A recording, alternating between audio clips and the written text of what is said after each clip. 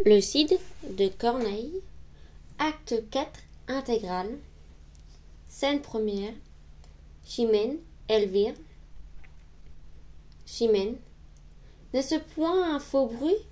Le sais-tu bien, Elvire? Elvire.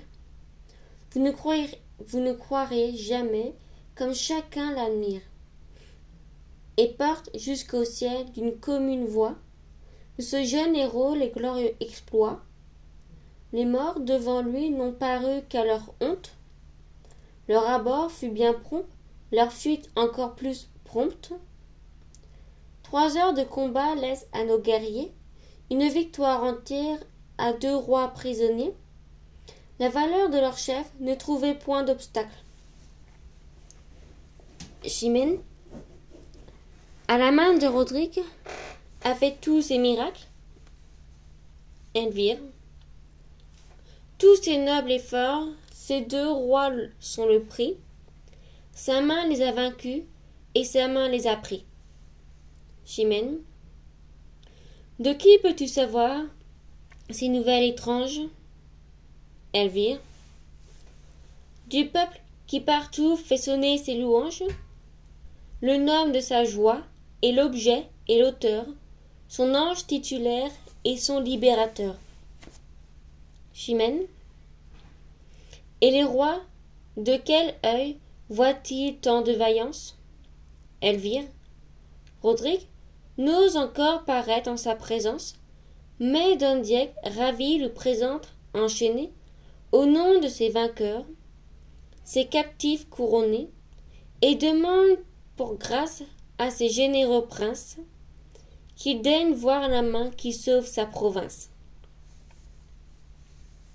Chimène. Mais n'est-il point blessé? Elvire. Je n'en ai rien appris. Vous changez de couleur, reprenez vos esprits. Chimène.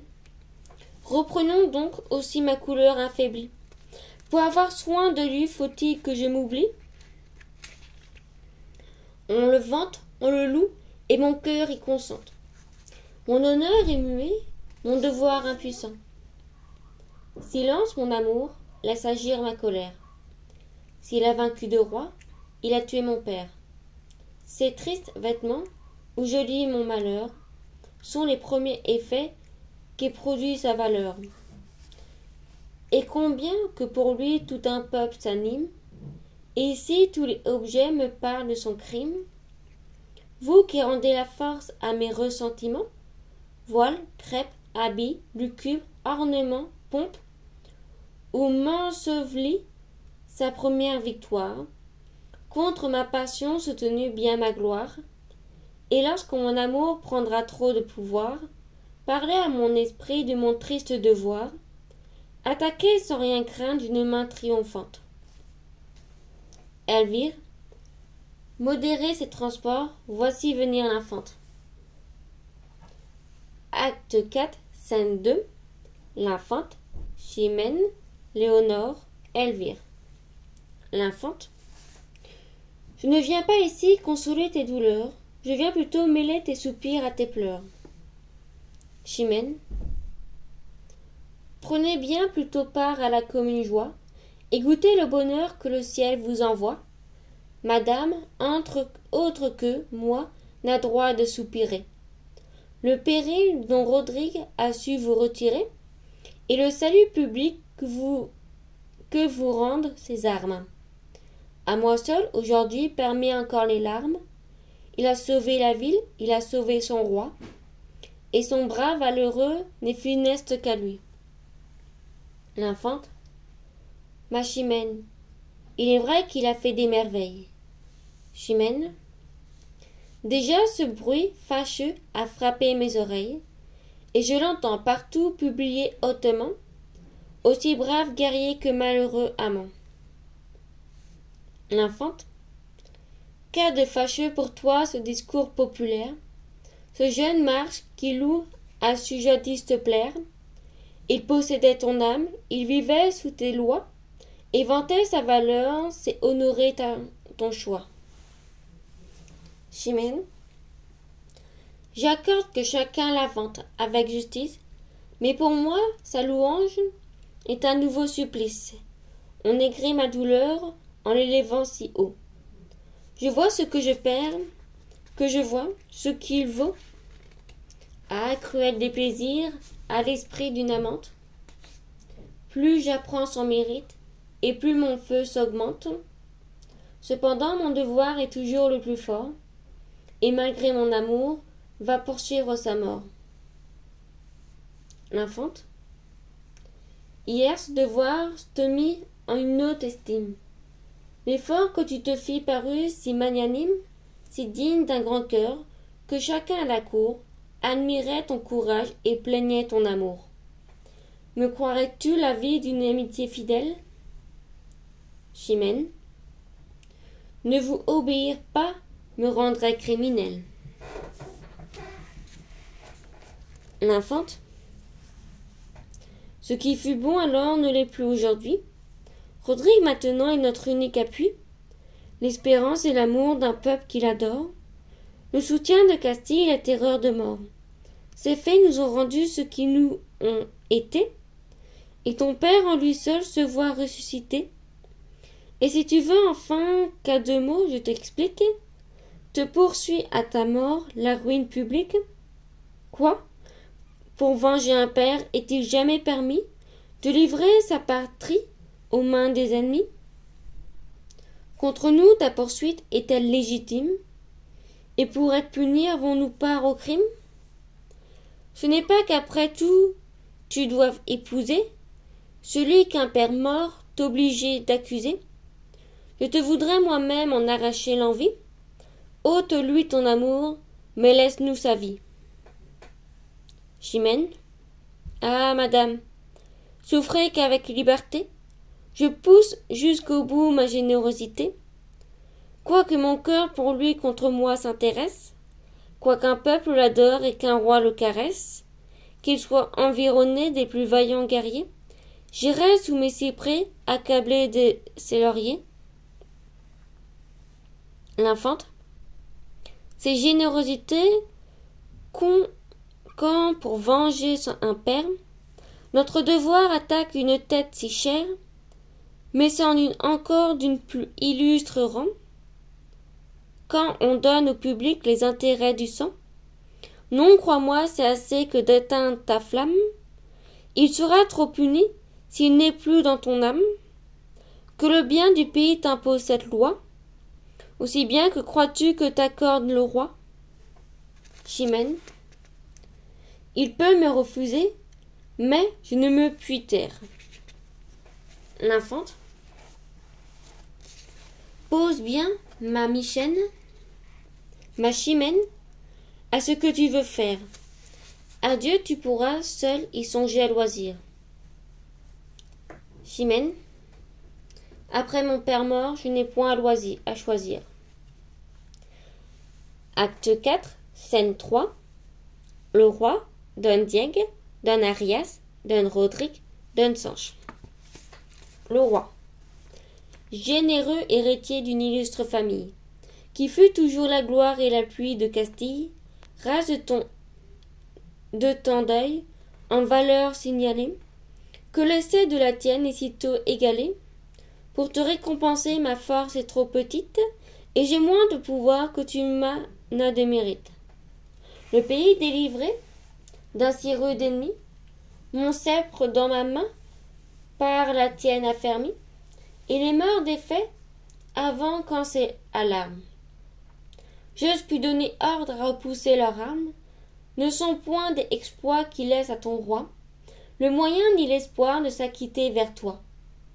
Mes 2 rois tes captifs feront ta récompense. Ils t'ont nommé tous 2 leurs cides en ma présence, puisque cide en leur langue est autant que seigneur. Je ne t'enverrai pas ce beau titre d'honneur. Sois désormais le cide, qu'à ce grand nom tout cède, quoiqu'il devienne l'effroi de Grenade et Tolède. Et qu'il marque à tous ceux qui vivent sous mes lois, et ce que tu me vaux, et ce que je te dois. Don Rodrigue. Que votre majesté, sire, épargne ma honte. D'un si faible service, elle fait trop de compte, et me force à rougir devant un si grand roi. Je mérite si peu l'honneur que j'en reçois. Je sais trop que je dois au bien de votre empire, et le sang qui m'anime est l'air que je respire. Et quand je les perdrai pour un si digne objet, je ferai seulement le devoir d'un sujet. Le roi, tout ce que ce devoir à mon service engage, ne t'en acquitte pas avec mes courages, et lorsque la valeur ne va point dans l'accès, elle ne produit point de si rares succès. Souffre donc qu'on te loue de cette victoire. Apprends-moi plus ou long la véritable histoire.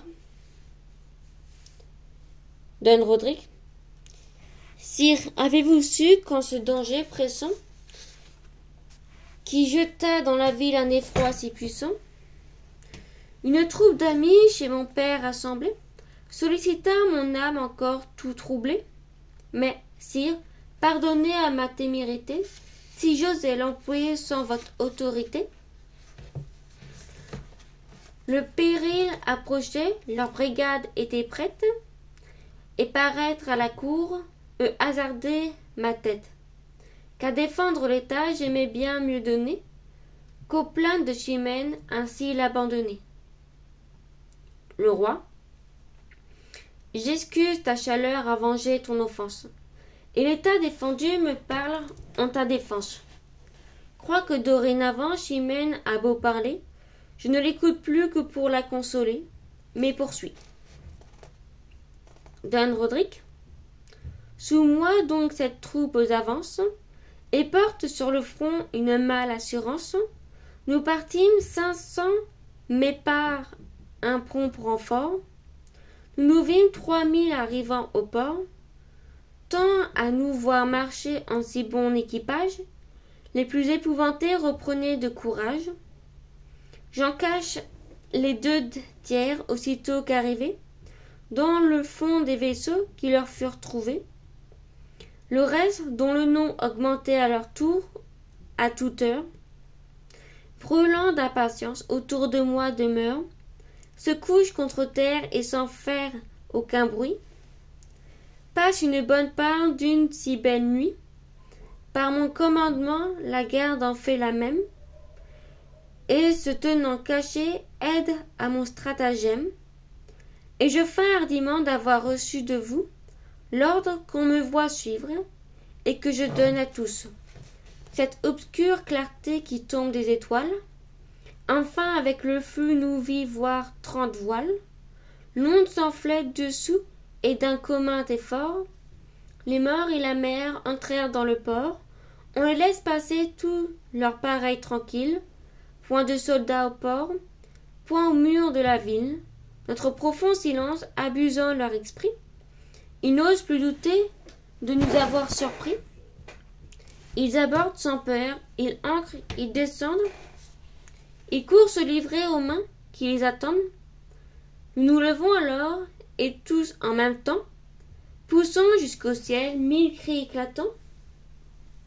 Les nôtres au signal de nos vaisseaux répondent. Ils paraissent armés, les morts se confondent. L'épouvante les prend à demi descendus. Avant que de combattre, ils s'estiment perdus. Ils couraient en pillage et rencontrent la guerre. Nous les pressons sur l'eau, nous les pressons sur terre, et nous faisons courir des ruisseaux de leur sang, avant qu'aucun résiste ou reprenne son rang. Mais bientôt, malgré nous, leurs princes les rallient, leur courage renaît et leur terreur s'oublie. La honte de mourir sans avoir combattu rétablit leur désordre et leur rend leur vertu. Contre nous, le pied ferme, ils tirent les épées. Des plus braves soldats, les trames sont coupées, et la terre et le fleuve, et leur flotte et le port, sont des champs de carnage où triomphe la mort. Oh, combien d'actions, combien d'exploits célèbres furent ensevelis dans l'horreur de ténèbres, où chacun, seul témoin des grands coups qui donnaient, ne pouvait discerner où le sort inclinait. J'allais de tous côtés encourager les nôtres, faire avancer les uns et soutenir les autres, ranger ceux qui venaient les pousser à leur tour et n'en purent rien savoir jusqu'au point du jour. Mais enfin sa clarté montra notre avantage, les morts vit sa perte et perdit le courage. En voyant un renfort qui nous vint secourir, changea l'ardeur de vaincre à la peur de mourir. Ils gagnent leur vaisseau, ils coupent les chables, nous laissant pour adieu des cris épouvantables, font retraite au tumulte et sont considérés, si leurs rois avec eux ont pu se retirer. Ainsi leur devoir cède à la frayeur plus forte, le flux les apporta, les reflux les remportent. Cependant que leurs rois engagés parmi nous, et quelque peu de leurs tous percés de nos coups, disputent vaillamment et vendent bien leur vie. À se rendre moi-même, en vain je les convie. Le cimeterre au point, ils ne m'écoutent pas, mais voyant leurs pieds tomber sous leurs soldats, et que seuls désormais en vain ils se défendent, ils demandent le chef, je me nomme, ils se rendent. Je vous les envoyais tous deux en même temps, et le combat cessa faute de combattants. C'est de cette façon que pour votre service. Acte 4, scène 4, le roi, Don Diego, Don Rodrigue, Don Arias, Don Alonso, Don Sanche. Don Alonso. Sire, Chimène vient vous demander justice. Le roi. La fâcheuse nouvelle et l'importune devoir. Va, je ne la veux pas obliger à te voir. Pour tout remerciement, il faut que je te chasse, mais avant que sortir, viens que ton roi t'embrasse. Don Rodrigue rentre. Don Diego. Chimène le poursuit et voudrait le sauver. Le roi. On m'a dit qu'elle m'aimait, et je vais l'éprouver. Contrefait le triste. Acte 4, scène 5, le roi, Don Diego, Don Arias, Don Sanche, Don Alonso, Chimène, Elvire. Le roi. Enfin, soyez contente, Chimène, le succès répond à vos attentes. Si de nos ennemis Rodrigue est le dessus, il est mort à nos yeux des coups. Il a reçu qu'il a reçu, rendez grâce au ciel qui vous n'a vengé. Voyez comme déjà sa couleur est changée. Don Diego. Mais voyez quelle pâme et d'un amour parfait dans cette pâmoisson, sire, admirez les faits. Sa douleur a trahi les secrets de son âme et ne vous permet plus de douter de sa flamme. Chimène. Quoi? Rodrigue est donc mort? Le roi. Non, non, il voit le jour et te conserve encore un immuable amour. Tu le posséderas, reprends ton allégresse. Chimène. Sire, on pâme de joie ainsi que de tristesse. Un excès de plaisir nous rend tous languissants, et quand il surprend l'âme, ils accablent le sens. Le roi. Tu veux qu'en ta faveur nous croyions l'impossible. Ta tristesse, Chimène, apparut trop visible. Chimène. Eh bien, sire, ajoutez ce comble à mes malheurs. Nommez ma pâmoison l'effet de mes douleurs. Injuste des plaisirs à ce point m'a réduite. Son trépas dérobé sa tête à ma poursuite. S'il meurt des coups reçus pour le bien du pays, ma vengeance est perdue et mes desseins trahis. Une si belle fin m'est trop injurieuse.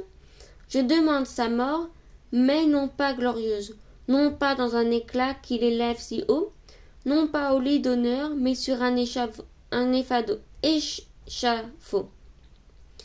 Qu'il meure pour mon père et non pour la patrie, que son nom soit taché, sa mémoire flétrie. Mourir pour le pays n'est pas un triste sort, c'est s'immortaliser par une belle mort. J'aime donc sa victoire, et je le puis sans crime. Elle assure l'État et me rend ma victime. Mes nobles, ma fameuse entre tous les guerriers, le chef au lieu des fleurs couronnées de laurier, et pour dire en un mot ce que je considère digne d'être immolé aux mains de mon père. Hélas, à quel espoir me laissai-je emporter? Rodrigue, de ma part, n'a rien à redouter. Que pourraient contre lui les larmes qu'on méprise? Pour lui, tout votre empire est un lieu de franchise. Là, sous votre pouvoir, tout lui devint permis, et triomphe de moi comme des ennemis. Dans leur sang est pendue la justice étouffée. Au crime du vainqueur sert d'un nouveau trophée. Nous en croisons la pompe et le mépris des lois. Nous fait suivre son char au milieu de deux rois. Le roi. Ma fille, ce transport est trop de violence. Quand on rend la justice, on met tout en balance. On a tué ton père, il était l'agresseur. Il a même acquitté, m'ordonne la douceur. Avant que d'accuser ce que j'en fais paraître, consulte bien ton cœur. Rodrigue en est le maître. Et ta flamme en secret rend grâce à ton roi, dont la faveur conserve un tel amant pour toi. Chimène. Pour moi, mon ennemi, l'objet de ma colère, l'auteur de mes malheurs, l'assassin de mon père, de ma juste poursuite, on fait si peu de cas. Qu'on me croit obligé en ne m'écoutant pas. Puisque vous refusez justice à mes larmes, sire, permettez-moi de recourir aux armes. C'est par là seulement qu'il a su m'outrager, et aussi par là que je me vois venger. À tous vos chevaliers, je demande sa tête. Oui, qu'un d'eux me l'apporte, et si je suis sa conquête, qu'il le combatte, sire, et le combat fini. J'épouse le vainqueur si Rodrigue est puni. Sous votre autorité, souffrez qu'on le publie. Le roi. Cette vieille coutume, en ces lieux établie, sa couleur de punir un injuste attentat, des meilleurs combattants affaiblis en état, souvent de cet abus les succès déplorables, opprime l'innocent et soutient le coupable.